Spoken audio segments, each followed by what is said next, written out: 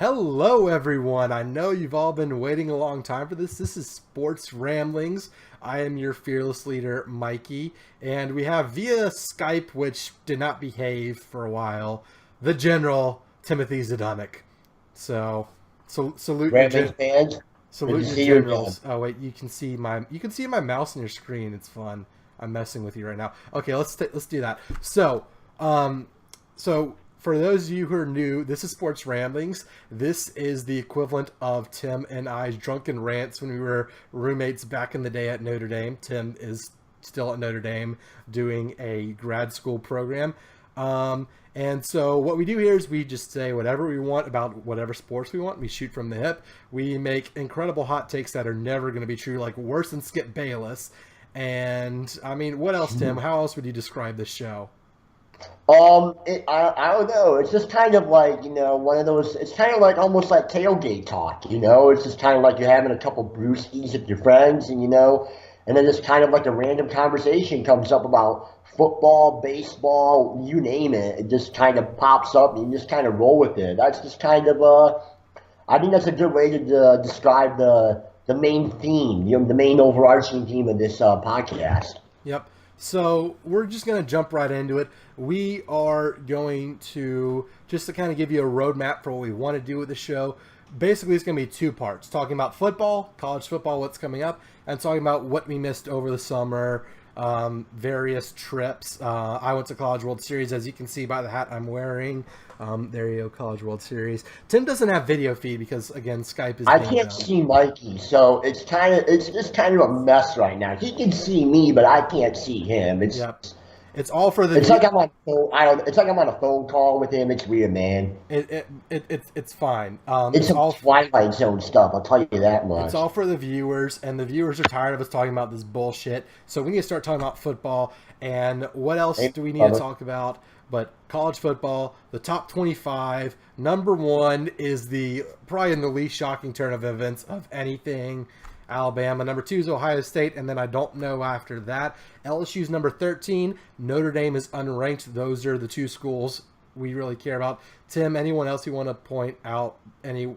Anyone like that sticks out to you in the rankings? Or do you want to pull up the rankings and read them off? I'm sure people know them by now. All right, so I'm pulling them up on my phone right now. So we're only gonna go by the AP because the coaches poll is kind of dumb. Yeah, I'm working on pulling up the rankings right now as well. All right. So number 1 is Alabama, 2 Ohio State, 3 Florida State, 4 a school we hate in Los Angeles, 5 Clemson, 6 Penn State, 7 Oklahoma, 8 Washington, 9 Wisconsin, 10 the other OSU or one of the other OSU's, Oklahoma State. Oregon State already has a loss in its week 1. They lost one of their week 0 games. Number 11, Michigan. Number 12, the other Tigers. The other Tigers, Auburn. 13, LSU. 14, Stanford. Not Stanford Hall. We all know Stanford Hall's number 1. Scraw, baby. Number 15, Georgia. 16, Louisville. 17, the Florida Gators. I hate them, as we will talk about. 18, Miami. 19, South Florida. 20, Kansas State. 21, Virginia Tech. 22 West Virginia, 23 Texas, really guys, 24 Washington State, and 25 Tennessee. So, again, important for our purposes and our very biased things, as you can see in the background of Tim's Skype thing, the little Indy pillow, and I'm wearing an Indy shirt right now. Notre Dame is unranked for the first time since 2012. Tim, what happened to Notre Dame football in 2012? We went to the national championship game. We went undefeated, and then that's it. We never played the game. It didn't happen. They just gave the Alabama the title. It wasn't played, so that was fake news. Fake news, just like the 2011 title game, and most title games where Alabama wins. So, important things to talk. Like Tim, what just comes to mind to you? Just anything in terms of college football. We gotta start somewhere. Well, I mean, first and foremost, I'm just excited that it's back. I think it's always, it always feels like such a long wait between the national championship game and Labor Day weekend.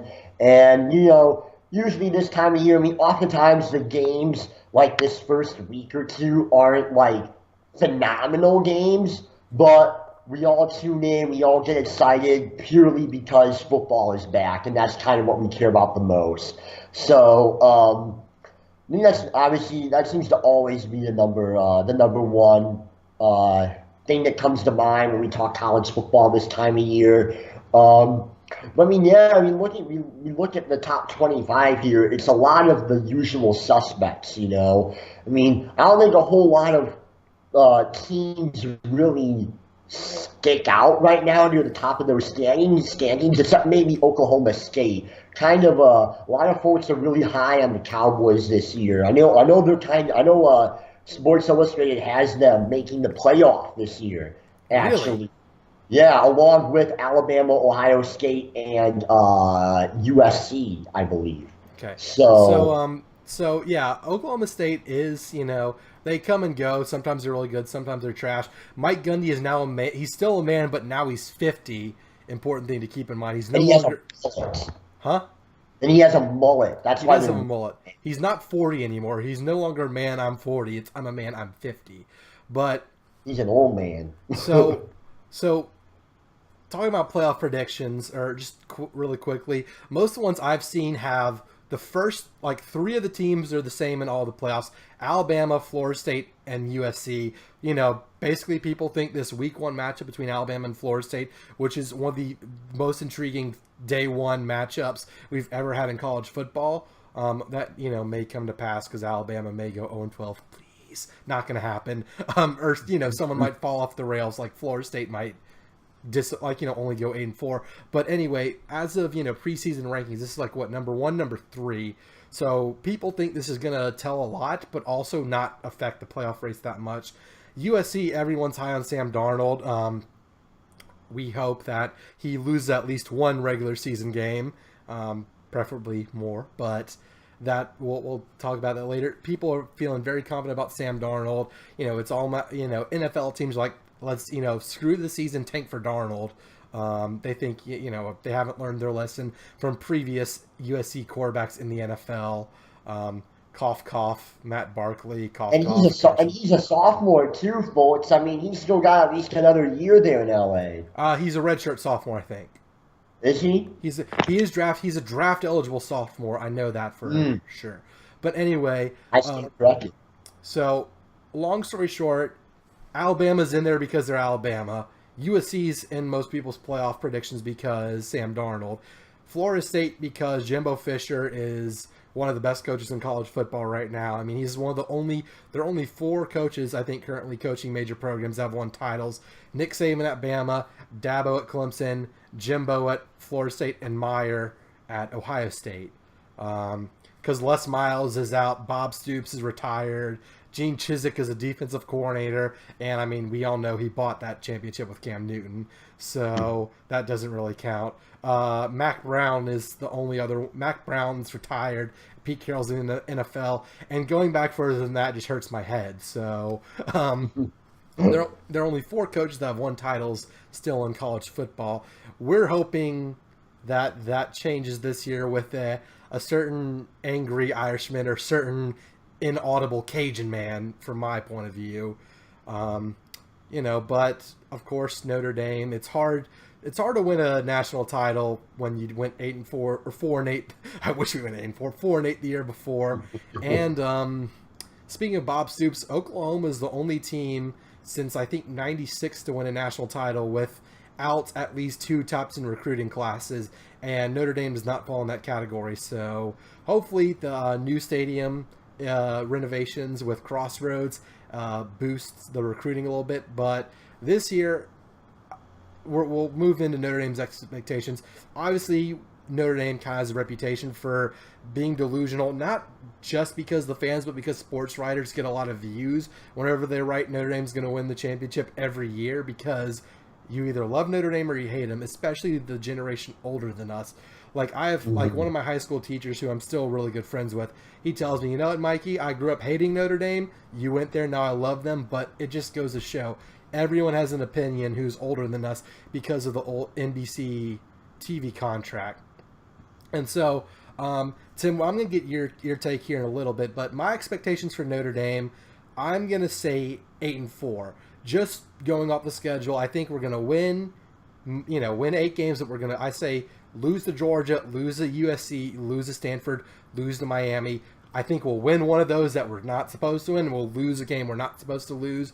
8-4. I say we're somewhere between 7-5, 9-3, realistically, for Notre Dame. Well, I mean, what do you think about that? What are your expectations for the season? What's like your what's kind of your floor and ceiling? Obviously, if we start off like pretty bad and Brian Kelly gets fired, everything's out the window. Your head coach gets fired, like just expectations are just completely out the window. You're just hoping to make a bowl game and you don't lose any good recruits. So I'm going to shut up and let Tim talk a little bit about what he thinks Notre Dame is capable of this year. Let's talk about the ceiling because we know the floor. We were just there last year. We don't want to talk about rock bottom. Rock bottom's obviously 0-12 for everyone, but realistically speaking, what do you think Notre Dame, what range do you expect Notre Dame to fall in by the time we come to December and are talking about bowl games? I kind of agree with what you said there, Mikey. I'm kind of in between that zone of 7-5 and 9-3. Idealistically, I would think that in order for Brian Kelly to really justify keeping his job, he needs to go at least 8-4. Mm-hmm. And I feel like it's a conditional 8-4. And what do I mean by that? So I mean, our 4 biggest games this year are against Georgia, USC, Miami, Florida, and Stanford. Mm-hmm. And I feel like if we go 8-4, at least one of those wins has to be against one of those 4 teams. So kind of what I was saying of we expect to expect with air quotes to lose all 4 of those games. But kind of what you're mentioning is what I was saying of we win one we're not supposed to, but we also might choke on one game or, God forbid, Navy beat us again or something like that. Mm-hmm. Yeah, because this has been my biggest complaint with Brian Kelly is that he seems to be incapable of winning the big game. Let's think about it. When was the last time that Notre Dame won a game and every college football fan in America stepped back and said, "Whoa, that was a big win for Notre Dame"? 2012 at Oklahoma.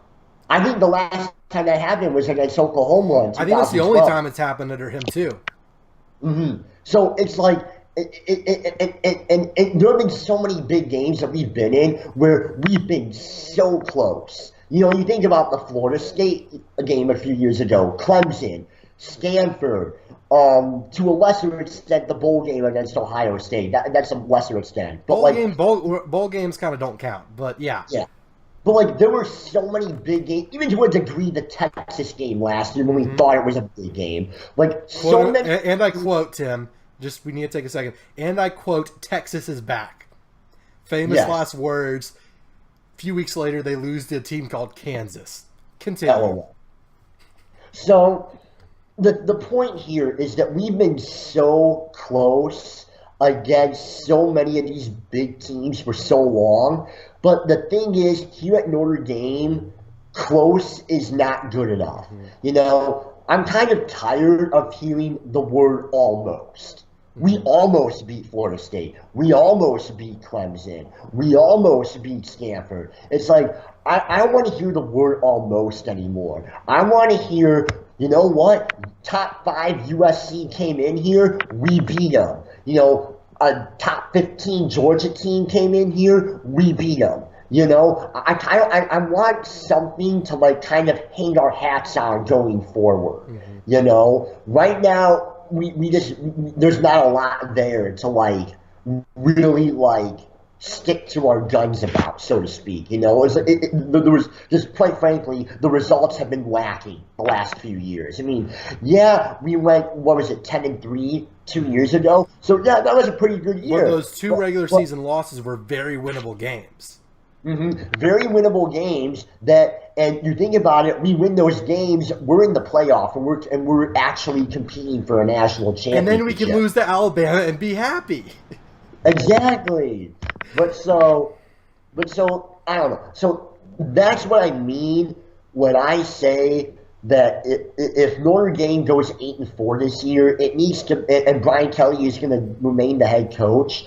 I think it needs to be a conditional 8-4, where okay, we went 8-4. Who did you beat though? And that's what I'm saying. He needs at least one big win this season. So kind of like what you were saying, Mikey, almost like a game that we're not expected to win, but we win anyway. Like USC at home would be the perfect game for Brian Kelly Exactly. to win because hopefully, I mean, I'm sure 11-1, but that could potentially derail their playoff chances. Big win at home, show everyone that the Darnold is going to be another failed NFL USC quarterback, and all that. But yeah, obviously, Brian Kelly, by all means, go better than 8-4. We are begging you. But I kind of agree with you. I think there's a little bit more of a degree of tolerance from the administration. Now, I agree with you. Fans are going to be calling for his heads on anything less than the conditional 8-4. But I feel like because how the offseason went with, I mean, knock on wood, there's still a couple days, but no one's gotten, there hasn't been many off the field issues, if any, with our team like there were last year. And we completely cleared house of all the subordinate coaches, the O coordinator, the D coordinator, a bunch of the other position coaches, the strength and conditioning. Like the last ones either were fired or left under their own power. And Brian Kelly, at best, I'm being very optimistic here. I hope that Brian Kelly got the I mean, I'm sure he got the message, but best case scenario is he got the message that he can't surround himself with yes men like Brian Van Gorder anymore and actually put together a decent team. I think because he made those changes in the eyes of Jack Schwarbrick, the athletic director, and Father Jenkins, the president of the university, I think Brian Kelly's on a little bit longer of a leash than, I mean, the administration has already given him more of a leash than the fans want, but I don't think Notre Dame, I don't think Brian Kelly is going to get fired unless the season starts as a disaster or we go worse than 7-5. I think we go 7-5 and win our bowl game. That's like pushing it for the administration because at the end of the day, they answer to I mean, they don't have to answer to the fans. In some way, they know what's best. Obviously, we know what's best in all sports. You and I could run every sports franchise better than maybe Absolutely. everyone short of Theo Epstein. But, Oh yeah. but you think they would know better than the average fan, but that may or may not be the case. I'm rambling, as is the point of the show. The point Dude, is, that's the whole point, man. Brian Kelly has appeared to made the changes that we said this in our Notre Dame Day episode, we said this many times, you and I, to each other. If we want Brian Kelly fired at the end of last season, but if he stays, this is what he needs to do. And to me, it appears that he has done that, and maybe, just maybe, that could happen in the future. So, we'll see. My other hope is Notre Dame does not play LSU in a bowl game. That was enough for 1 year. That 1 year, I can't deal with that living here. I can't win. You see, at Notre Dame, it's all, oh, you're a turncoat. You like LSU and Notre Dame, blah, blah, blah. Meanwhile, we know people who cheer for Michigan whenever they're not playing for us, and they're an actual rival of Notre Dame. Our friends who are Nebraska and Notre Dame fans. Or... we even know some people from LA that are closet USC fans when they're not cheering for Notre Dame. So why do I get raked over the coals for cheering for LSU, man? I'm just throwing that out there. And then when I'm down here, like, oh, you left the state and you went to Notre Dame, now you cheer for those dirty Fighting Irish. I'm like, I'm sorry. Look, I can't win. I like them both. It's it's Notre Dame's 1A. LSU's like 1B, and I cheered for Notre Dame at the bowl game. My loyalties have been proven, so I don't know what I don't have to answer to anyone else. So that's Notre Dame. Other Notre Dame news. So first of all, we want to, or second of all, I say first of all, like throughout the entire goddamn episode, whatever. Obviously, Tim, I know Tim feels the same way. We want to congratulate our friend and our dorm mate, Deshaun Kaiser, for becoming the starting quarterback for the Cleveland Browns.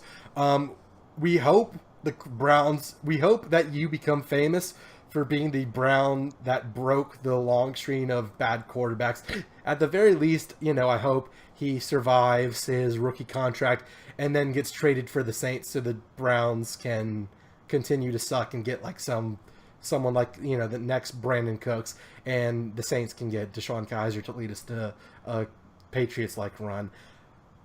Obviously, we wish Deshaun the best of luck, and we know the Browns is a tough place to succeed, and we're hoping for the best for him. Like we said, Deshaun is our friend. We know him from the dorm. He lived, the room next door to Tim and I. So obviously, there's that personal connection. By no means, I hate the Browns, but best of luck to Deshaun. Tim, any words of encouragement for the should have been Kiesman? Oh yeah, I think it's great. I think this is. I was thinking about this the other day. I think this is the first time that Notre Dame has had a starting quarterback in the NFL since like Jimmy Clausen, I think, which is when he started a few games for the Carolina Panthers, and then even I think he started about like 2 games for my Bears, but. Mm-hmm. Yeah, I remember y'all signed them like a year or 2 ago. Yeah. So it's kind of rare, I feel like that there's a starting quarterback in Notre Dame in the NFL now, but so it's really cool. He totally deserves it. I feel like he really got a bad rap here at Notre Dame. Just because of last year. Yeah. Like I just wish him nothing but the best. I hope he just has an absolutely stellar NFL career, and that the Cleveland curse doesn't fall upon him. Hopefully he has, shall we say, a record year. A record year. Yep. Straw. So, he even gave me he gave us a straw at the Stanford Pep Rally last year. Fun fact. That's amazing. So best of luck to Deshaun, our dorm mate, Stanford Griffin, and Notre Dame alumnus like yours truly and other yours truly. So quick detour into the NFL. Other Notre Dame news. Notre Dame, we recently announced a almost home and home with Wisconsin, playing our home game at Soldier Field and Wisconsin's home game at Lambeau. Now, again, as if you haven't realized yet, I'm an LSU fan as my one of my tier 2 schools in terms of rooting interest. LSU just did a home and home in the similar fashion with playing LSU's game in Houston and Wisconsin's game at Lambeau. Now, I'm sure my personal opinion of this is I absolutely hate this. If you're going to do a neutral site game, it needs to be just a one-off deal like Alabama and Florida State is doing, I think, like LSU did with Oregon in 2011, or Notre Dame Shamrock Series games, or stuff along that sort of nature. If we're going to play 2 games, I don't want to play at Soldier and Lambeau. I want to play at Camp Randall, is it called, and Notre Dame Stadium, or Jenkins Crossroad Land, or whatever you want to call it. I want a true home and home, and I know the people at Wisconsin would like the same thing, and the people of South Bend want the same thing too. That, Notre Dame, especially Notre Dame football, drives the local economy, and I don't want to say the school owes it to South Bend to do that, but you almost feel like a bit of betrayal's the wrong word, but a little bit of disappointment from, like, if you were a local at the announcement of playing a game at a neutral site instead of here in South Bend, where I would prefer an actual home and home. I know a lot of fans agree with me. The people who follow me on Twitter, people who I talk to on a regular basis, they agree that LSU fans did not like the 2 NFL stadium games with Wisconsin. They'd rather Death Valley and the camp up there in Wisconsin. Same way I'm sure Notre Dame fans feel right now. I know it's recruiting and this and that, and probably maybe get more money or whatever. But Tim, if you want to just say a few words about that, I know you feel the same way. But if you have anything to add to that gripe with the scenario, although I'm thrilled that we're going to be playing Wisconsin. No, yeah, it's funny. I was actually just having a conversation about this with one of my classmates tonight, and we were saying how, a big thing that makes college football so special is the stadiums that these games are played in. You know, there are so many there's so much history in some of these stadiums, and Notre Dame Stadium and Camp Randall Stadium in Wisconsin are two of like the premier venues in college football. And so it's like, why would you not want to have a home and a home game at those two stadiums? And another point here is like Mikey, how you mentioned about like the folks here in South Bend. It's kind of, or it's just kind of like, you know, think about like a lot of people who want to go see Notre Dame play, you know, like people who maybe have never seen Notre Dame play in person before. They want to go to a game at Notre Dame in South Bend. They don't want to go to Soldier Field to watch Notre Dame play. Because, yeah, it's cool, but it's not Notre Dame. You know, like if you're going to see the Irish play, you want to be at the house at Rockville, you know, like, so it kind of goes back to the whole, and I'm sure like Wisconsin fans, people who are Badger fans can say the same thing. If they want to go see the Badgers play, they want to go to Camp Randall. They don't want to go to Green Bay, you know, so it's like, it just kind of gets back to the whole thing of like these stadiums are a big factor in making college football so special. And it's like, I feel like by having too many neutral site games, it's almost making college football seem more like the NFL, you know?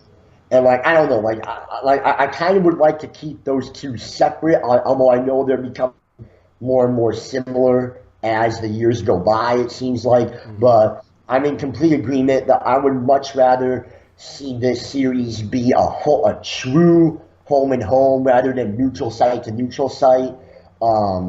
Yeah, but I mean, I'm thrilled that we're playing Wisconsin. I know like those are going to be two very highly anticipated games between two very loyal fan bases. It's going to be a lot of fun. But in an ideal world, I would like to see them at our campus locations rather than NFL stadiums. Yep. And just kind of building on that, some closing remarks here. Like, the inner Cajun in me is thinking, you can't tailgate at Soldier Field. Like, where are you going to, like, you know, you can't tailgate in downtown Chicago. I mean, a Louisiana person could figure it out, I'm sure, but they'd also get in trouble. Like, part of, like, you almost don't go to a college football game. Like, you go for so much more than the game. You go for going to campus and seeing the tailgates. And, you know, I fell in love with Notre Dame and decided I want to go to college here because I went to a Notre Dame game at Notre Dame and was shown around campus. Like, that sort of thing. And another point is, it was a little different for LSU because there's so many LSU fans in Houston. And Houston's like 5 hours from Baton Rouge. South Bend's 2 hours from Chicago, and Lambeau is definitely not far from Madison, right? So, Lambeau is, I'd say Lambeau Field's like a 2.5, 3 hour drive from Madison, Wisconsin, maybe a little less. And Lambeau, I mean, the city of Green Bay is not a big city, so it's like, it's not like you're having a game where you're accessing an alumni base that can't go to games. If Notre Dame, like, say we did like our Shamrock Series games where we go to Dallas or San Antonio or Boston or DC. Like we did do a Shamrock game in Indy and in Chicago. Those are better, but still not quite. Like the only advantage to doing a neutral site game, in my opinion, is to access an alumni base and a recruiting base that you would not normally be able to get to by going to the other team's stadium. So like I don't see like whereas I can see an advantage of LSU playing in Houston because Houston's one of the biggest alumni bases for LSU. Like yeah, Chicago's one of the biggest alumni bases for Notre Dame, but Chicago is, you know, it's a pop, skip, and a jump from South Bend. If there weren't so many goddamn toll roads and construction zones, you'd be able to get there in an hour and a half. So like that's another factor to it. But again, looking forward to playing the Badgers. Hope they lose both the games. But Wisconsin, I'm kind of going back around. We kind of course, rambled off and didn't get to this. The three playoff teams that everyone kind of agrees on: Alabama, FSU, and USC. The third slot is the one that I see vary. Some people think it's going to be Ohio State. I've heard Wisconsin because of their schedule, and I definitely buy that because they play Nebraska at home, and they play basically all their hard games at home. So that's same with Washington. Washington's also a very popular pick for that fourth playoff spot because they have a relatively easy schedule. Washington, and then Oklahoma State. The Big 12 is not getting a whole lot of love. Texas has a first-year coach. Baylor, we don't even want to talk about what's going on at Baylor still. TCU is in a rebuilding stage. And Oklahoma State's kind of the only one that's sometimes good, and you never know with the Cowboys. It's just like Bob Stoops stepped down out of nowhere. Exactly. So you never know what's going to happen there. I mean, obviously they still have Baker Mayfield, but who knows what their new coach is going to do there for the Sooners. So we kind of mentioned LSU a lot, but I mentioned them playing in Houston. They were supposed to play BYU in Houston. Obviously, thoughts and prayers go out to Houston here with Hurricane Harvey.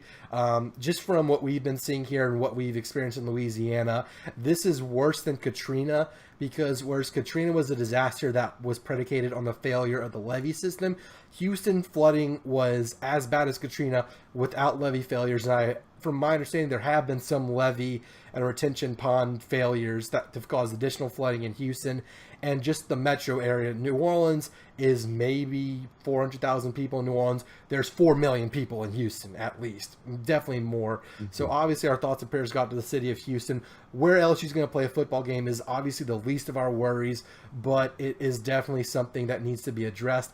And so LSU and BYU move the game to the Superdome, Sweet Dome for the Tigers.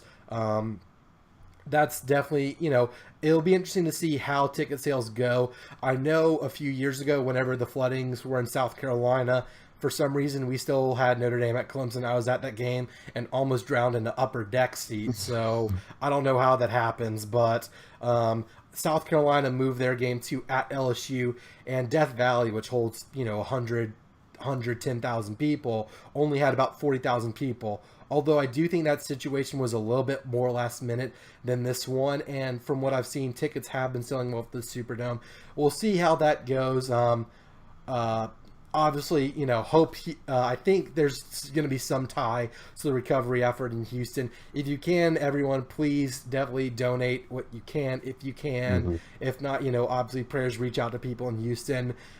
From personal experiences, hurricanes, I joke about them way too much. But like I said, this might be the worst natural disaster in American history. This is definitely worse than Katrina, and we all know how bad Katrina was. So we'll see how that is handled. I know Houston's home football game has been disrupted. I know even McNeese and Lake Charles is having to practice at LSU. So, and of course, this isn't the first year. It seems that every year in the past couple of years, the weather has affected LSU and the Gulf Coast football as a whole. So obviously, we hope that everyone is safe, everyone recovers just fine, and again, football. The way this affects football is one of the least of our concerns, but it still affects football, and we'd like for it to stop affecting football because that means it would stop affecting everything else. So I just want to say real quick, big shout out to all of our Houston viewers watching this video. We're certainly thinking about you and praying about you guys, and we just want to give you a big shout out. That we're really hoping that you guys pull through this. You know who you are, those Houston viewers who are watching this video. What we're thinking about you. And we hope that that fighting Texas spirit comes through, and that you're able to rise from the ashes of this. So hang in there, guys. Okay, yeah, definitely. Just of course, repeating what Tim said. We wish nothing but the best for the people in and around Houston and the other surrounding parts of Texas and Southwest Louisiana. So moving back to LSU. So LSU is in a Whereas we think Notre Dame might be approaching a coaching change, LSU just had a coaching change with Ed Ogeron taking over for the Mad Hatter. Les Miles will be, I think, working for Fox, I believe, doing some football commentary. So obviously that is must-see TV, adding just absolutely adding fuel to the fire that is ESPN's leftward turn and downfall.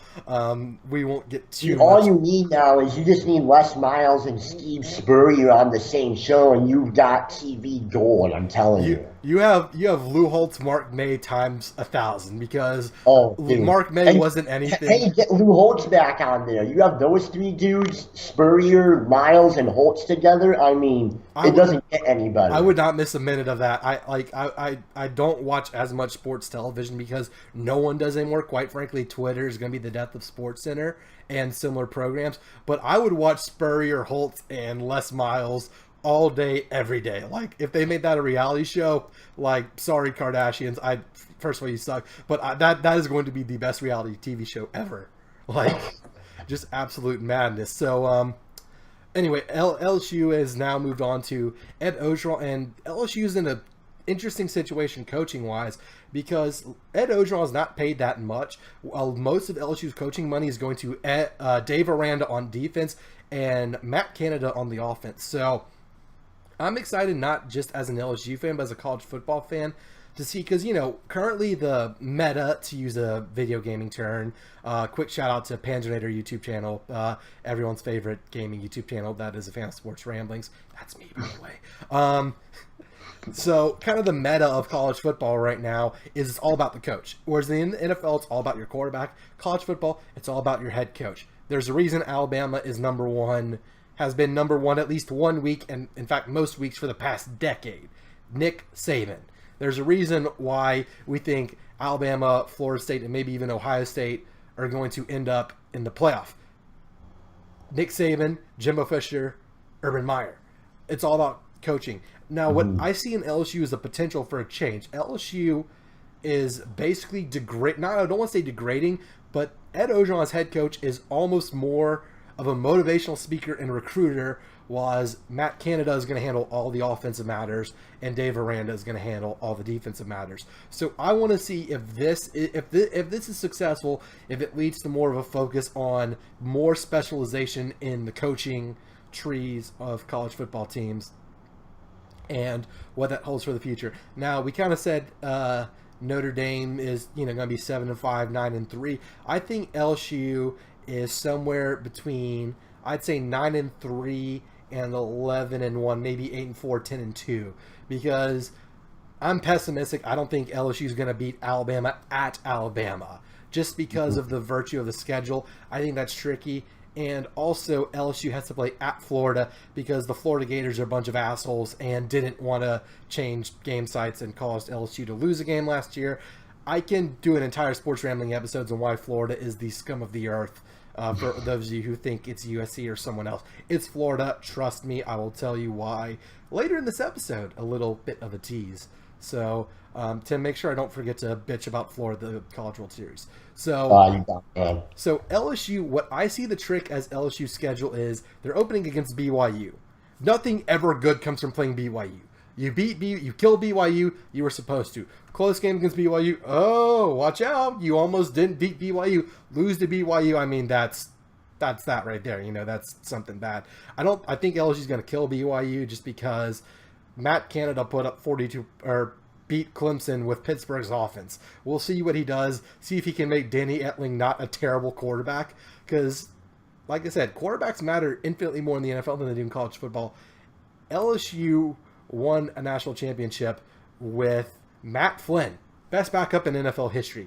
LSU should have won a national championship with Jordan Jefferson and Jarrett Lee.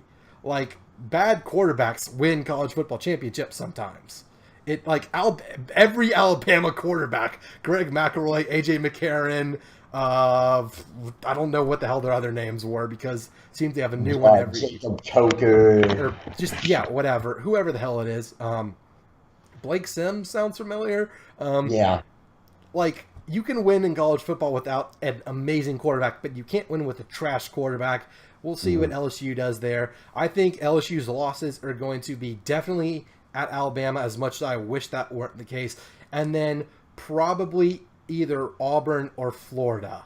We'll see how Florida does. LSU plays at Tennessee, although I think Tennessee is not going to be good this year. They're going to be okay, but I don't have. Yeah, that's okay. I don't see LSU losing to at Tennessee. A&M has not been able to beat LSU for like 20 years now, so that's Kevin Sumlin is on a very, very hot seat there in College Station. So I think Ed Odrum might just absolutely kick him out of college football altogether. Ole Miss isn't going to put up a fight. Mississippi State, Mississippi State's going to struggle again. Is anyone scared of Brett Bielema? Like, I don't want to trash talk too much against the entire SEC West, but like Brett Bielema, really? And then I don't even know who LSU plays from the East other than Florida. Like, that's just how not concerned I am. Oh, it's Tennessee. That's right. I just mentioned it. Yeah. I'm not like the only SEC East team I would be concerned with is Florida, who LSU plays every year anyway, and then maybe Georgia. I mean, we'll see. I think I did see like some Vegas odds of first SEC coach to be fired. Kirby Smart. Mark Richt, rest in peace. Have fun at Miami. He's not in the SEC anymore, man. Good. I think that's better for him, though. I think that's better for him. Kirby Smart at Georgia, Nick Saban have the same odds to be fired first, and of course it's dead last in the SEC. But I'm just, shocked that Kirby Smart has as much job security in the eyes of people who gamble and stuff like who's going to get fired first as Nick Saban. I think Nick Saban has the best job security of any individual on the planet. So that's neither here nor there. But, I mean, LSU's East schedule isn't that good. The only thing I'm concerned with about LSU is they play more SEC games on the road than at home because of the flip-flop and Florida being douchebags about the hurricane last year. So, like I said, LSU, I expect to do maybe a game or a win or two better than Notre Dame, but not much more. I don't think this is the year LSU gets to the playoff. I hope I'm wrong, just like we hope we're wrong about Notre Dame going 8-4. We hope they're better. But best of luck to the Bayou Bengals. I will be at plenty of their games this year, currently residing here in South Louisiana. So let's transition. Tim, do you have anything to say about LSU? I know there's no way you can follow it as much as I mean, I'm here and I hear about it every day with everyone I talk to. Just any takes on the Bayou Bengals for this year. Oh, shout out to the good Harvey. Harvey, now known as Mike the 7th. LSU has a new live tiger mascot. Fuck you, PETA. You're a bunch of assholes. Continue. I think you covered all the bases there concerning your LSU Tigers there, Mikey. Yep. So that's LSU. So now let's talk about what's coming up right now in college football, which is I think there are two games everyone has their eyes on, maybe a couple more you can add in. Alabama, Florida State, and Michigan, Florida. I think Alabama's going to win. I mean, I think that's if you say Alabama's going to win, you're going to be right, 14 out of 15 times in every year, apparently, how it works out. And in the other game, I don't really know how Michigan-Florida is going to turn out. Obviously, Florida's having some quarterback troubles with former Irishman Malik Zaire not winning the starting job as a graduate transfer, which raises concern for Florida's quarterback situation, because usually if you have a fifth-year transfer for a quarterback, a graduate transfer, typically they're going to be the starter. So I don't know. And also Jim Harbaugh's kind of lost the magic of automatically assumed to be a great coach. This is going to be a year where he's going to have to prove it at Michigan to some extent. So I think Alabama's going to win, and I do think Michigan's going to beat Florida because of Florida's quarterback uncertainty. And in terms of what I want to happen, I want Michigan to absolutely destroy Florida, and I want Florida State to somehow beat Alabama. But, what I think is going to happen and what I want to happen is usually two different things. So, Tim, what are your takes on those two key matchups? And if you want to throw out another week one matchup, you think there's something interesting to look for, and by all means, fire away. Yeah, well, I mean, I think that, obviously, I think that I think that Bama's probably going to win that game against Florida State, but I think it's going to be a lot closer than people think. Like, Florida State, I know, is going to have a really good defense this year. So, their defense is really going to limit, I think, what Jalen Hurts and company are going to be able to do on their side of the ball. And then I know that you look at Florida State on offense. Their quarterback DeAndre Francois coming back as a sophomore. He's very much a dual threat guy. And you think about it, dual threat quarterbacks are usually the guys that end up beating Alabama. You think about guys like Deshaun Watson or Johnny Manziel. Those kinds of quarterbacks tend to do rather well against Alabama comparatively. I mean, Bama's still Bama, but there's definitely a little bit more of a success rate there. So I think, and Jimbo Fisher is a fantastic head coach in his own right. So I think that that's going to be a very tight game. I at least hope it's a very entertaining game. Like a 1 versus 3 matchup should be. And then with that Michigan-Florida game, I agree. I think Michigan gets the win here. I think it's going to be the most physical game that you'll see this weekend because those are two extremely good defenses. They're going to just be pounding each other on every single snap.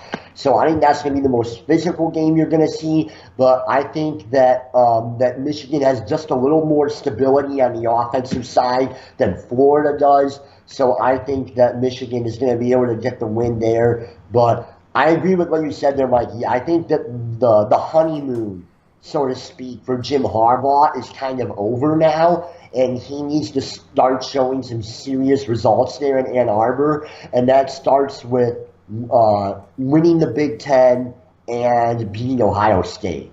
I think if he does not beat Ohio State this year, then I think you're going to start to hear some rumors about Jim Harbaugh, which I know sounds crazy.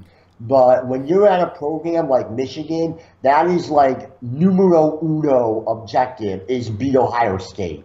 And they haven't done that in a long time. Yep. So, and I think what's more likely, like obviously we're not saying Jim Harbaugh's on a hot seat yet, but I think what's more likely if Jim Harbaugh does leave Michigan is it'll be him leaving Michigan and not Michigan getting rid of him, like him going back to the NFL or, I mean, I don't think he would go to another college program, but I think if, Michigan doesn't have the success Michigan expects from Harbaugh and that seat starts to get a little warmer, I think Harbaugh might bail and go to an NFL team calling for his name. One thing we both forgot to mention, how could we forget? Like half the Florida team's in jail right now. They're all getting suspended and arrested and all that. It's like 7 players at a time. Yeah. So that obviously does not bode well for the Gators.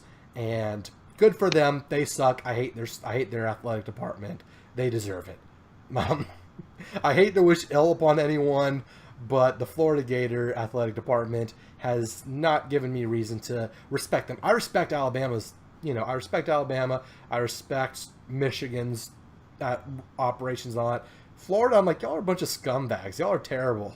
Like, y'all are taking notes from Miami. Like, come on. But versus conference days, man. Man, I wish. 30 for 30, by the way. If you haven't watched it, you need to watch it. Yeah, I haven't seen that. I need to watch it. Hopefully the next Catholics versus Convicts game, which will be in Miami this year. Hopefully we can, our Fighting Irish, Brandon Wimbush, another Stanford Griffin, can lead us to victory in that game and many more.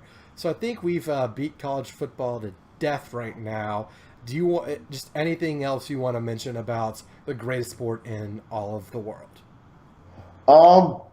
I think another game. I think just like one more game I'm looking forward to this weekend is that West Virginia Tech game on Sunday night, which I believe is also. No, excuse me. It's in D.C. That's right. West Virginia Tech in D.C. I think those are Redskins Stadium. That's like a game between two teams that like we don't know a whole lot about. Like we expect them to be pretty good, both those teams this year, but like we're still not like sold one way or the other on how they're gonna do. So it is a ranked versus ranked matchup week 1 here, which is always exciting. So I think it's gonna be a very interesting game to see how that one plays out. And see, if Virginia Tech wins, is this a sign that they're gonna, make things even more interesting there in the ACC? And if West Virginia wins, are they going to make a push to possibly challenge Oklahoma and Oklahoma State there in the Big 12? So, I mean, that's going to be another very interesting game to keep your eyes on, especially on a Sunday night when not much else is going on in terms of football. So, Definitely agree with you there. That'll definitely be. I definitely think that's the third. I mean, that's the ranked matchup. So what more can you ask for there? So yeah, definitely. I think we've covered college football well enough, and I just want to take a few moments. This is the end of the worst time of year for sports. From the day, the minute, the second the College World Series ends to the second college football starts is just a dead zone in sports where there's regular season MLB, which we all know is meh. You know, you have the All-Star game and the Home Run Derby and all that. Like, that's okay. You have the British Open. You have the PGA, which PGA is probably the least watched of all the majors, if I had to guess. And then, like, we had McGregor-Mayweather, which, by the way, great fight. It's everything we wanted from Mayweather-Pacquiao, but didn't get. I think Conor McGregor might have a future in boxing because, I mean, he hung in there for 10 rounds with the greatest defensive boxer ever. So, hats off to Floyd Mayweather for getting to that 50-0 mark, and congratulations to Conor McGregor for definitely impressing everyone and entertaining us. I mean, as fans, we care who wins to some extent, but definitely in fighting sports, we just want to be entertained.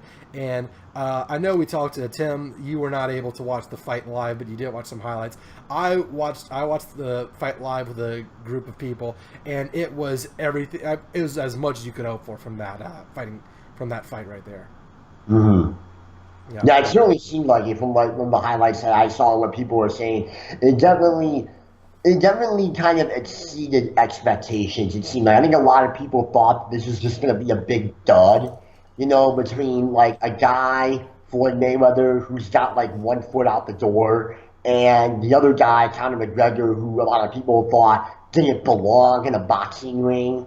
So I think a little, considering what people's expectations were going into this fight, I think it definitely exceeded people's expectations, and those two definitely seemed to put on a show last Saturday night. So, I think everyone walked away from that fight happy with what they saw, I would say. Absolutely. And also what adds to that is I think Mayweather actually went on the offense a couple times, which seeing Mayweather on offense is a thing of beauty, not as much as defense, but it's easier as someone whose boxing experience is highlights from like Muhammad Ali and Mike Tyson, watching the Rocky movies and seeing the Mayweather-Pacquiao fight. That's about it for, I think most of us. Around our age group. This was an entertaining fight. I'm glad it turned out the way turned out the way it did. Of course, I was kind of cheering for McGregor because who doesn't love an underdog? But it was the Fighting Irish man. It was thoroughly satisfying. So that's a quick anecdote to that fight. But truly, this is the dead zone of sports, though. Between the college, when there's no college sports, and from Omaha to college football kickoff, there's not a whole lot. And for those of you like, no one watches college baseball. 1, you're wrong. 2, if you don't, you're wrong. And 3, it is kind of a good marking point because the NBA playoffs wrap up around, a little bit before. The Stanley Cup wraps up a little bit before. That's when, early season MLB hype starts to die down. And the U.S. Open is the opening weekend at Omaha. So, between champion being crowned in Omaha, which was unfortunately Florida, whatever, and then the kickoff of college football, it's a dead zone of sports. It's the summertime blues. There's the British Open if you're willing to watch golf at like 10 in the morning, and then there's the PGA, which I say is probably the least watched major of all of them. So I'm glad this period is over, and so. I don't know if you have anything to add to that statement. If not, I'm just gonna briefly mention Omaha a little bit in my experience there. So if you want to talk about this dead zone of sports as I have proclaimed it. I would agree. Like you don't mean Mikey, and probably the viewers at home, like, I love, like, repping my Cubs here. I love baseball. I love golf. I love watching, I love like watching my Cubs and MLB and the golf majors and other golf tournaments. But even so, I love all of that. But like, I do agree with you, Mike. Like even though I love watching those two sports there, it definitely does feel like like especially like after like Fourth of July, Hmm. it definitely does until about this time of year around Labor Day. It definitely does feel like a dead zone, and you do start to feel like, man, something feels like it's missing almost. And then college football comes back around, and it's almost like you've reached the promised land of milk and honey. Hmm. It's like you're Joshua, and you're leading the Israelites back into their promised land. And it's college football is back, and it seems like all is well again. Definitely agree with everything you said there. If it's not the dead zone in sport, it's the deadest time of the year for sports. Um, so that again, glad that's over. I'm glad it started the way it did with LSU's loss of the championship. But I'm going to quickly talk about my experiences at Omaha. I was fortunate enough to go to the College World Series. My dad and I took an RV up to Omaha, hopped from RV spot to RV spot because we couldn't get one because we tried too late.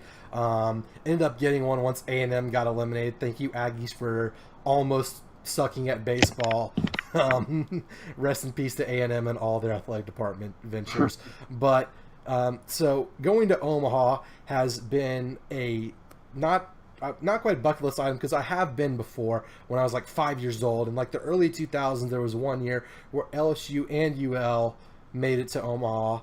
Maybe even Notre Dame. Notre Dame did make Omaha in 2002 with Palmineri, who now coaches at LSU. It's all connected, trust me. But early then, again, my dad had an older RV back then. We took, our whole family, like, my whole family, a bunch of cousins. We all went up to Omaha, went to old Rosenblatt Stadium. May it rest in peace in the hearts and minds of all college baseball fans. Went up there to Rosenblatt, had a great time. But, my vague memories of that were very good ones. And I've been dying to go back. But the summer camp I went to was always the same session as the College World Series. Also, shout out to Camp Ozark. The Caddo won the summer, so that is my group. They basically divide the campers up into either Caddo or Osage, and the one I am won more sessions than the other one. So go Big Red, not Nebraska. Nebraska too, but quick shout out for summer camp as if cheering for high schoolers doing a relay race matters. Let's get back to college baseball. Quick shout out to Camp Ozark there. Incomparable Camp Ozark. So back to college baseball. Going to Omaha has been a dream of mine. Like, because LSU is so good, because UL is usually good, and here in Louisiana, like, yes, a lot of us are Astros fans. Some of us are Rangers fans. Some of us are Braves fans. Some of us are Rays fans. Whatever team we happen to cheer for. The king of baseball in the state of Louisiana is LSU. And that's what everyone cares about. For all intents and purposes, baseball ends late June for the state of Louisiana for the casual fan who does not follow an MLB team. And so Omaha has always been this kind of lofty goal to get to for mine. Both traveling there because it's a pretty far drive here from Louisiana, and LSU making it there and doing well. And this year was all of that. We get there, LSU starts off strong, beats Florida State, loses to Oregon State, goes in the losers bracket, works their way all the way back up, beating Oregon State in the rematch twice, making to the finals, and then losing to the goddamn Florida Gators. So, I'm not going to recap the entire College World Series. That was a long time ago. But basically, the Spark Notes version is LSU matched up against Oregon State, who was on track to be one of the best teams of college baseball history. They had 4 losses in the regular season, which is outstanding. Had they won the title, they would have been the best team record-wise, the best winning percentage of any college baseball team ever. LSU knocked them up. So LSU lost them game 1. Starting pitcher Eric Walker had like some forearm strain or something that took him out the game in the second inning. And then it was just a complete disaster. LSU had a 20-something game winning streak. Everything just came crumbling down. Had to bring in bring in another pitcher, burn another pitcher, and that just set LSU back too much, both losing a starting pitcher and then using another one and having to play an additional game from the losers bracket. By the time LSU got to the finals against Florida, they had to pitch Johnny Holstaff, which, for those of you who aren't aware of baseball terminology, instead of going for a starting pitcher and then switching to your bullpen, you basically use your bullpen the whole game, everyone going 1 or 2 innings. LSU had to do Johnny Holstaff game 1 against Florida. Game 2, Jared Poche went out, picked up by the Oakland A's, I believe, and Florida won the first 2 games, not allowing future Cub, or current Cub somewhat, Alex Lang, yeah, buddy. First round draft pick of the Chicago Cubs. Like, I'm gonna buy you a jersey of his, right? Look, next time next time I come to Wrigley, I want to have a Lang Cubs jersey. I want to be there whenever he plays, because it's you never want to assume someone's going to make the major leagues. Alex Lang is going to make the major leagues. He's just had outstanding stuff. He had one of the best freshman years I've ever seen any college baseball pitcher have. His sophomore year, he kind of came back down to earth, but was still amazing. And then this past year, especially in the postseason, just was an amazing leader as a junior. Definitely deserved his first-round draft stock, if not higher. I'm thrilled he got drafted by the Cubs, because that means he actually might win a World Series in the next couple of years.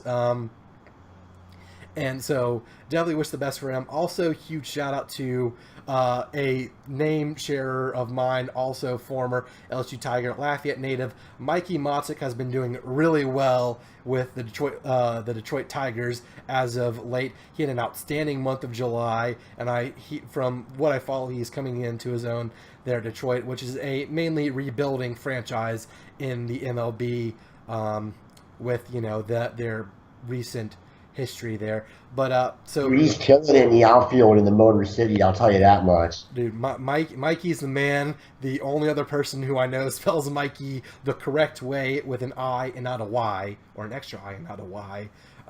Those of you who follow me on Twitter, you can see how it's spelled, or Mikie. Anyway, family friend of ours.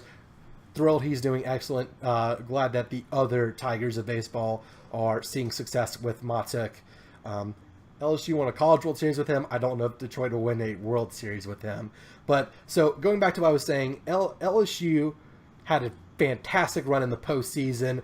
2 amazing comeback games against Mississippi State, who they should have beat, but still, had some exciting games in the Super Regional, and then had a comeback and beat the best team in the country twice in a row on short staff pitchers, using a reliever as a starter.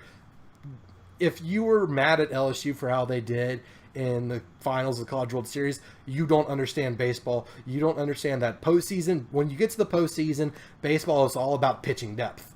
I'm sure you can agree with me there.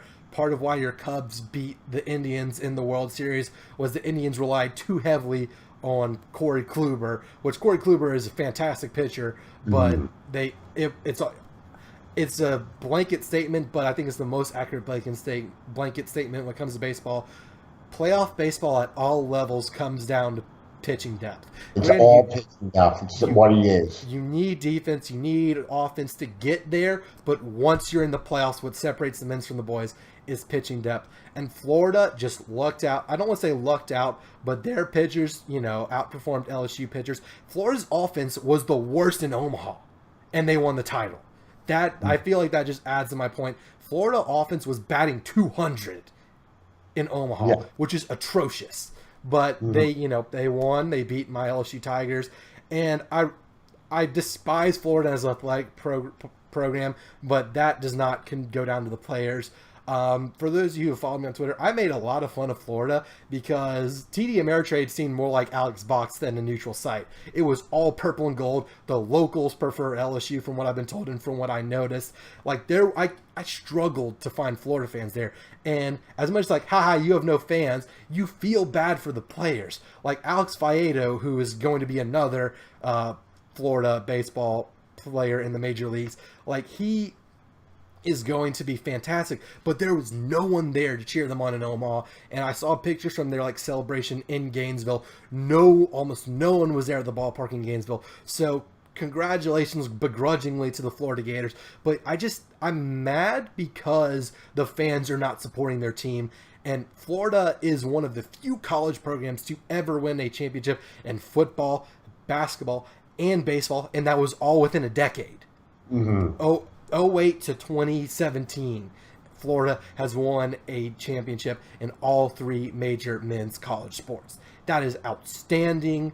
Maybe it comes from scamming like home games away from LSU because of hurricanes, or canceling a game where you're losing to Stetson, I believe it was. Florida canceled a game against Stetson, a midweek game, because of lightning. Florida was losing like 10-2. It was in the fifth, or like top of the fifth inning. Game was called because of lightning. Florida refused to reschedule, and because of NCAA ruling, that game did not count. Like, really, Florida, you were, it's always hindsight's 2020, but did you really need to not lose a midweek game that doesn't matter anyway when you're a favorite to win the national championship almost every year in baseball? Like, I don't see the necessity of that, and just small moves like that, people can disagree with me, they can be wrong, but Florida, just as an from the athletic director, from the administration, does not make very sportsmanlike or sound decisions. It seems like they put winning over sportsmanship, the players, the fans, and all of that. So that's just my personal tirade right there against Florida. But back to things positive. The College World Series was one of the best sporting experiences I have ever been to. I've been to a college football championship where my team has won. I've been to a college football championship where my team has lost, but I'm talking about good things. I've been to bowl games. I've been to amazing matchups between LSU and Alabama, between Notre Dame and other teams. The College World Series is one of the best sporting events to see in person ever. It should be on everyone's bucket list. I will take you. Message me, tweet at me on Twitter, email sportsramblings@gmail.com. I will go with you to the College World Series. I loved it that much. The new ballpark, as much as I complained it, in the past, of mainly because of LSU and other teams I like's lack of success there. I think this year they might have juiced the baseballs. I'm glad they did. TD Ameritrade played like I felt like it should have more this year. I think they finally, have gotten the kinks out of that new stadium. Obviously, Rosenblatt has that piece of nostalgia in my heart, but TD Ameritrade, just its location there across from the CenturyLink Center and that part of Omaha it is a fantastic experience. The locals in Omaha are amazing. Omaha has a lot of great restaurants. It's a great city. Definitely should be on everyone's sports bucket list. And I like to preach the gospel of college baseball, not because I'm an LSU homer, kind of because I'm an LSU homer somewhat, but because of how, I don't want to say surprising, but you would be surprised at how amazing the experience is going to Omaha. And this year, Omaha, the College World Series set both TV viewership records and for the College World Series and physical attendance records.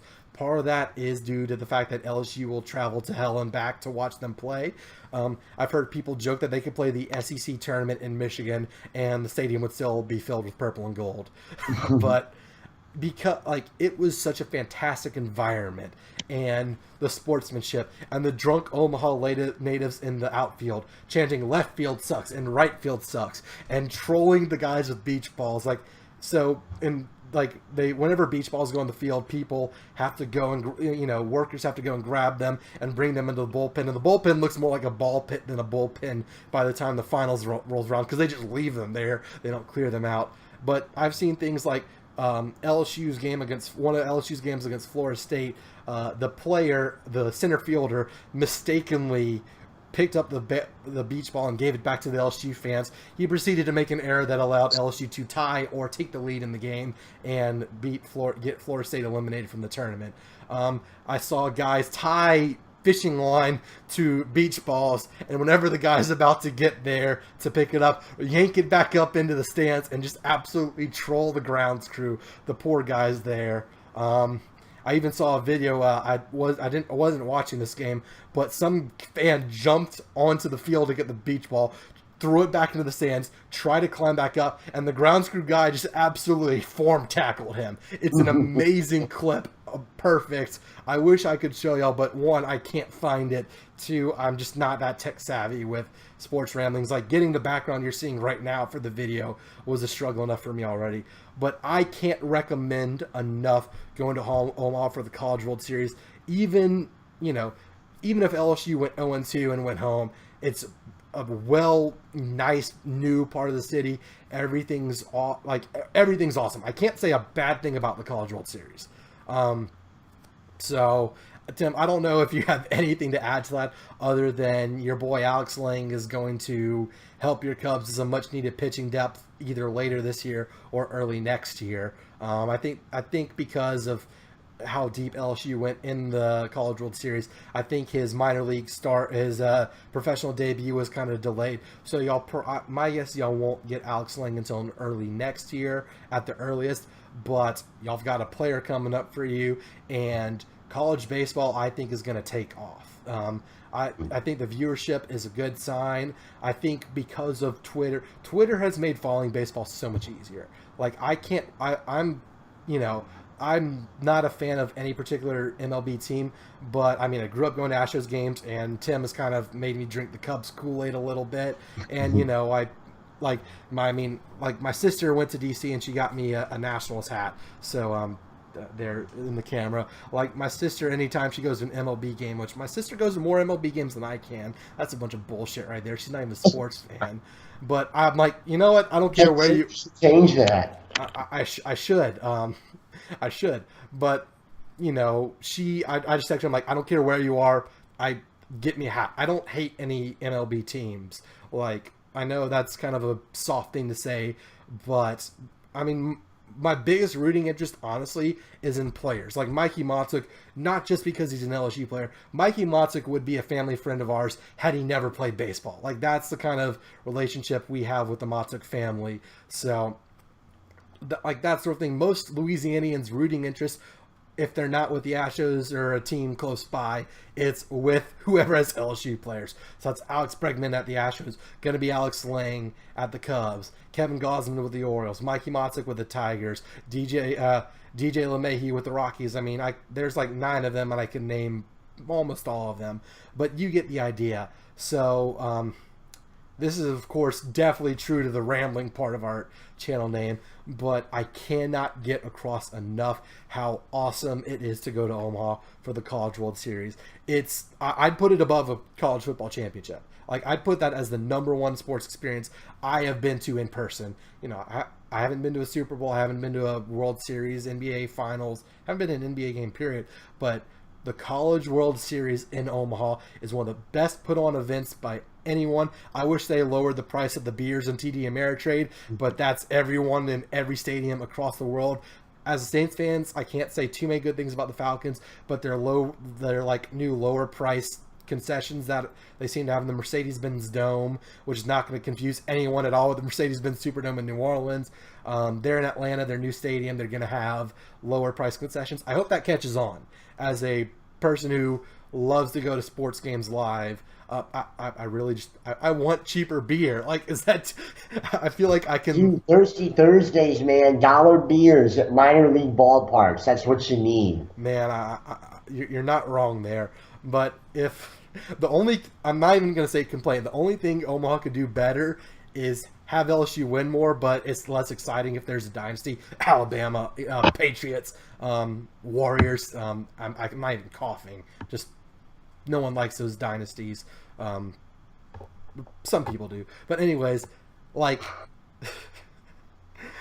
zero parity in the NBA anymore. It's terrible. God. Like, we were going to talk about the NBA in this show, but I mean, the offseason was interesting, but it's rearranging deck chairs on the Titanic. The ship's still going to sink. It's still going to hit an iceberg. It doesn't matter how you set the dinner table. Like, the Warriors are going to win the NBA Finals next year. I don't think they're the most prohibitive favorites in terms of Vegas in the minds of every sports fan, from diehard to casual. Unless you're a delusional Cavs fan who thinks there might be hope, or a OKC fan, or I mean, we all know Lakers fans are the most delusional ever. They think every free agent's going to go to the Lakers. They just got fined $500,000 for tampering with the Paul George trade. Really? Yes. Yeah, they got fined $500K today. I mean, that's a slap on the wrist for them. I wish I could take a cut of that $500K. It is a slap on the wrist, but it's just kind of funny that they got caught with that. Mm-hmm. That is funny, but what was I talking about? Yeah, so going to Omaha, amazing. I recommend you do it. Next June, hit me up, at me on Twitter, text me if you have my phone number. I will do whatever possible to go with you because it is just I can't say enough. Words cannot describe how great it is to be there. So, Tim, do you have anything else to say about that? I mean, I know. I think you've convinced me to add College World Series to my sports bucket list. I'll tell you that much. Look, all we got to do is make me a bajillionaire. I'll donate enough money to Notre Dame. Maybe they can hire Paul Maneri back and build like an indoor college baseball stadium, and then Notre Dame can get back to the College World Series. Our poor Fighting Irish have only made the trip to Omaha twice. Although once in our lifetime, but again, that guy now coaches at LSU. Paul Maneri is one of the nicest guys you will ever see, hear, meet. Like, I can't defend him enough. People, like my dad included, people at Omaha were complaining about his decisions of the pitching rotation at Omaha. I'm like, look, it's not his fault. He's making the right decision because people wanted to pitch Poche on 4. They wanted to pitch instead of a starter on 5 days rest and a starter on 4 days rest. They wanted to pitch 2 starters on 4 days rest. I'm like, no, that's a bad idea. And, you expect the offense to do a little bit better. I'm not going to get into the ins and outs of the College World Series finals. That's a memory I don't want to relive. It was great going to the College World Series. I mean, I got the hat, and I got a lot of other merchandise. But definitely something worth doing. Even if you're not a college baseball fan, honestly, it's worth it to get a general admission seat and get hammered in the outfield. I mean, who doesn't love getting drunk at a baseball game? So if you don't like that, I don't think you're watching Sports Ramblings. I think every viewer of the show would appreciate that sort of deal. So yes, that's all I have to say about Omaha. Because of Omaha, we briefly talked about golf. We like to talk about golf. I have never watched a hole of the U.S. Open for reasons I've listed before. I'm either at camp or watching college baseball. Mm-hmm. So congratulations to Koepka, whoever the hell that is, on winning. Jordan Spieth at the British Open was one of the most fantastic comebacks I've ever seen. It wasn't even much of a comeback, but from that shank and that unplayable ball or whatever that took like 25 minutes for him to take a shot, that was an amazing last couple holes of golf. And the PGA, I didn't watch the PGA this year. I watch it sometimes, but Justin Thomas won, right? Yeah. So, it was quite the final round. I mean, like, Justin Thomas had a true throwback to Tiger at the 05 Masters where he had a putt on the 10th I saw that one. The ball hung on the lip for what seemed like at least 10 seconds and it finally dropped in. And then and so the PGA was played at Quail Hollow in Charlotte, North Carolina, which does host an event on the PGA Tour every year, but it's the first time it's ever hosted a major championship. Mm-hmm. And so this course is famous for what is known as the Green Mile, and that's the final 3 holes of 16, 17, and 18, where there's water in play on all 3 holes, and they're all very long, very tricky holes. Holes that easily, as I saw throughout the week, completely ruined good rounds. Mm-hmm. And Justin Thomas stepped to the par 3 17th, which is very much like the Island Green at TPC Sawgrass, for those of you who are familiar with that hole. Mm-hmm. And he had, and I believe it was an outstanding par. I think he may have even gotten a birdie on that hole. My memory's a little shaky there, but it was that hole that he played that put him over the top, and he was able to hold off Kevin Kisner, who was charging from the back, and well, he wasn't really charging from the back. He was in the final group, but it gave Thomas a 3-shot lead going to the final hole. Ended up winning by 2, I believe it was. And but yeah, it was. I mean, to play that final stretch like that, I believe he went. It was something like he went like par, birdie, par on those final 3 holes. Which to do that at Quail Hollow is very, very impressive. And I know that Jordan Spieth was certainly happy to see his best friend get that major win like that. And very special time for golf to see all these guys kind of like banding together almost and cheering each other on. So very much looking forward to the FedEx Cup playoffs, and then when we get to Augusta next year. Should be a lot of fun, folks. Absolutely. So, I think, I mean, this is on pace to be this currently is the longest sports ramblings we've done. We can talk about so much more because we had such a long hiatus, but I just want to let everyone know we're back. As you can tell by the background, I'm becoming better at YouTube, learning more bells and whistles, using my basic Photoshop video edit or picture editing software to do stuff like you see on the screen. So be sure you follow Tim and I on Twitter and Tim on Instagram. I don't have an Instagram. I do have a gaming YouTube channel that you should watch for my nonsense. I play World of Warships, and whenever I'm about to kill a ship, I yell Kobe a lot. So if you want to hold on to people yelling Kobe, shooting paper in trash cans before the next generation starts yelling Steph or LeBron. I just did like the little gun shooting in my mouth motion, Tim. If you want to do that, watch my Warships videos. I trash talk all the time, and I'm pretty freaking good at the game right now. So, and Mikey, I think we're gonna need to do a video where I commentate as Brent Musburger on your videos. We're working on some. We've kind of stabilized my gaming channel, so we're working on throwing some spice into there, maybe doing some tutorials, having Tim guest commentate a video of some sorts. And so we'll look. That's what you can find on my YouTube. I'm sure. I mean, Tim has a riveting life, so you definitely want to follow him on Instagram. He doesn't post. His posts are quality over quantity. I'm all about that quality, man. He's not an attention-hungry high school girl. And also, be sure to use the little QR codes or whatever. Follow us on Snapchat if you haven't already. You'll get snap stories from the college football games we will be attending in person. And we will tweet out whenever we can. Usually our phones die in the stadium or after. But so we're planning on trying to do a sports ramblings every week during college football, before the game starts. So we'll probably...